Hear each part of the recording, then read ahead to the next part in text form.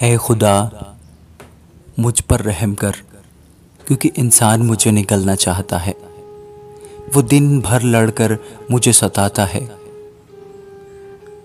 मेरे दुश्मन दिन भर मुझे निगलना चाहते हैं, क्योंकि जो गरूर करके मुझसे लड़ते हैं वो बहुत हैं। जिस वक्त मुझे डर लगेगा मैं तुझ पर तवक्कल करूँगा। मेरा फ़ख्र खुदा पर और उसके कलाम पर है। मेरा तवक्कुल खुदा पर है, मैं डरने का नहीं। बशर मेरा क्या कर सकता है? वो दिन भर मेरी बातों को मरोड़ते रहते हैं। उनके ख्याल सरासर यही है कि मुझसे बदी करें। वो इकट्ठे होकर छुप जाते हैं। वो मेरे नक्शे कदम को देखते भालते हैं, क्योंकि वो मेरी जान की घात में है। क्या वो बदकारी करके बच जाएंगे? ऐ खुदा, कहर में उम्मतों को गिरा दे। तू मेरी आवारगी का हिसाब रखता है।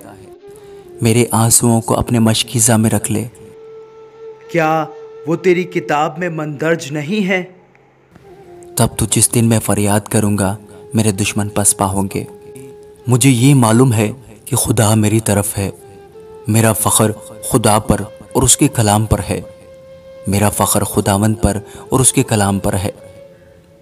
मेरा तवक्कुल खुदा पर है, मैं डरने का नहीं। इंसान मेरा क्या कर सकता है?